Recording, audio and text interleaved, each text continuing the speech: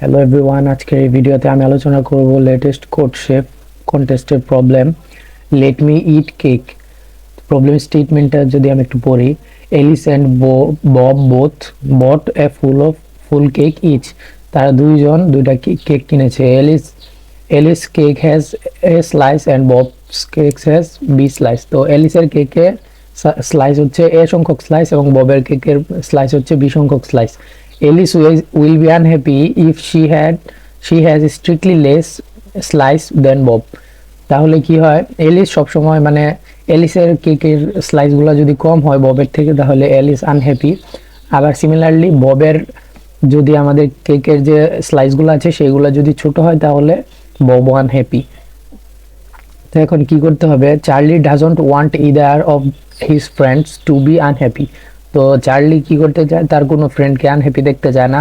So সে কি করবে, সে এলিসের cake যদি বেশি হয় তাহলে এলিসের কেক থেকে যতগুলা কেক আছে তার মানে অর্ধেক কেক খেয়ে ফেলবে এবং দেখার চেষ্টা করবে যে এলিস এবং ববের কেক সমান হলো কিনা। যদি সমান না হয়, যখন ববের কেক বেশি হয়ে যায় তখন চার্লি কি করবে, ববের কেক যতগুলো আছে তার থেকে অর্ধেক খেয়ে ফেলবে। যেমন এখানে এক্সাম্পল দেওয়া আছে a সমান 8, মানে এলিসের কেক হচ্ছে 8টা, ববের কেক হচ্ছে 5টা।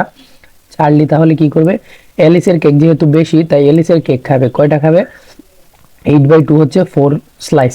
তো 4টা স্লাইস খেয়ে ফেলবে এবং দেখবে বাকি আর রইল হচ্ছে 4টা। এখন দেখবে যে ববের স্লাইস এর সমান কিনা। যদি ববের স্লাইসের সমান না হয় বা ববের বেশি হয়ে যায় তাহলে ববের থেকেও সে অর্ধেকগুলা খেয়ে ফেলবে। এইভাবে কতবার খেলে এলিস এবং ববের মানে এই স্লাইসগুলা সমান হবে, এক সময় সমান হবে, সমান না হলে 0 হবে।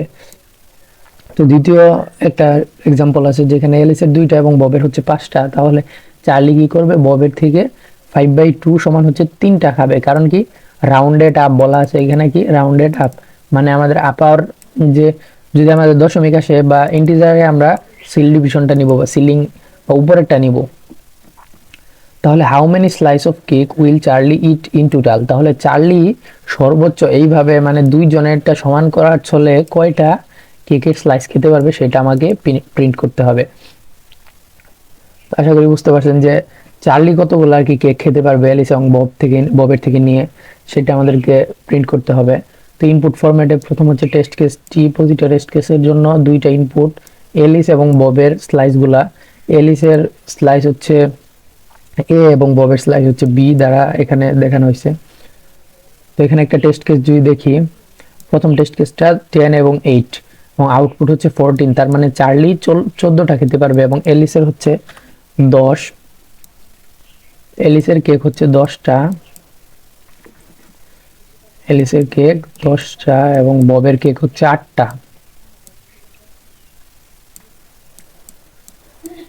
ববের কেক 8টা এবং চার্লি প্রথমে ইনিশিয়ালি চার্লি একটা কেকও খায়নি, তাই হচ্ছে 0টা।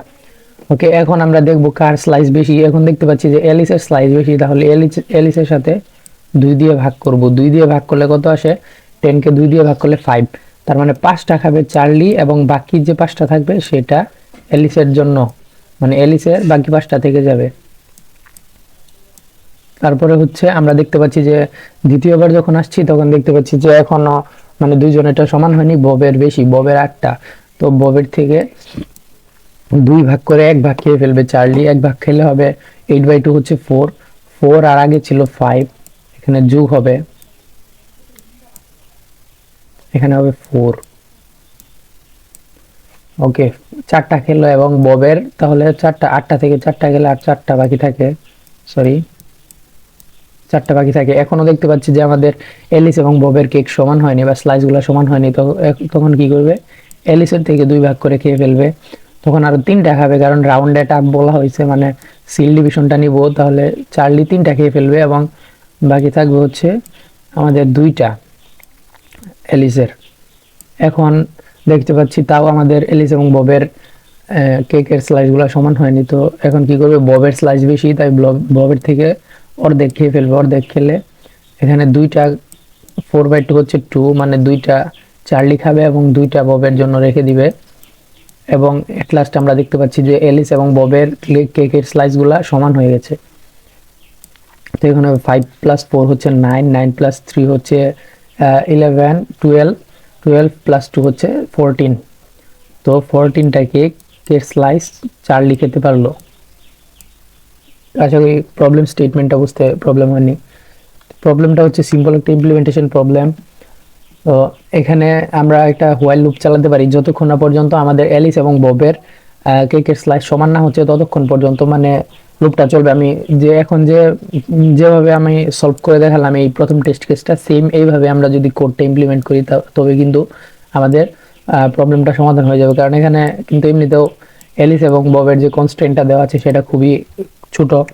তো আমরা কোডটা যদি দেখি, প্রথমে হচ্ছে ইন্টিজার টি সংখ্যক টেস্ট কেসের জন্য এ বি হচ্ছে অ্যালিস এবং ববের, আমরা সি ইকুয়াল টু 0 নিলাম, যেটা হচ্ছে চার্লিটা ইনিশিয়ালি হচ্ছে 0, আর এ বিটা হচ্ছে ইনপুট, এ হচ্ছে অ্যালিস, বি হচ্ছে বব।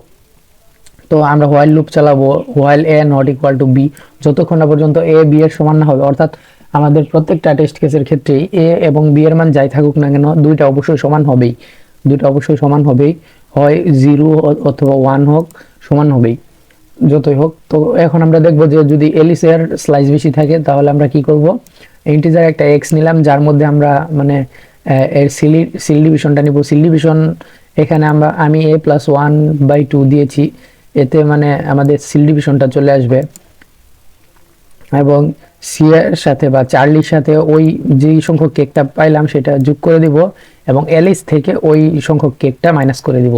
মানে এখন অর্ধেক যেটা বের করলাম এটা এমন হতে পারে রাউন্ডেড আপ, তাই মানে 5/2 যেমন 3। তো এখানে চার্লি কিন্তু 3টা খেয়ে ফেলবে, কিন্তু ববের জন্য থাকবে হচ্ছে বা এলিসের জন্য থাকবে হচ্ছে 2টা। সেক্ষেত্রে আমরা এখানে কিন্তু এক্স এর সাথে বিয়োগ করলেই আমাদের মানে কন্ডিশনটা স্যাটিসফাই করবে। অন্যথায় মানে হচ্ছে এ যদি বি এর থেকে বড় না হয় তাহলে বি অবশ্যই এর থেকে বড়, বা এখানে এলসিফ দিতে পারেন, এলসিফ বি গ্রেটার দেন এ। তার মানে কি এ যদি বি এর থেকে বড় না হয় তাহলে বি অবশ্যই এর থেকে বড়, তাহলে বি যদি এর থেকে বড় হয় আবার সেম কাজটা করব আমরা। এখন হচ্ছে ববের জন্য করলাম এবং চার্লির সাথে সবগুলো মানে এক্স সংখ্যক যেটা হচ্ছে আমরা হাফ হচ্ছে চার্লি খাবে, তাই হাফ চার্লির সাথে এড করলাম এবং হাফ বিয়োগ করে দিলাম ববের থেকে। এট লাস্ট লুপটা ব্রেক করার পর আমাদের আউটপুটে আসবে আমাদের চার্লির যে কেকটা স্লাইসটা, যতগুলো স্লাইস চার্লি খেয়েছে সেটা।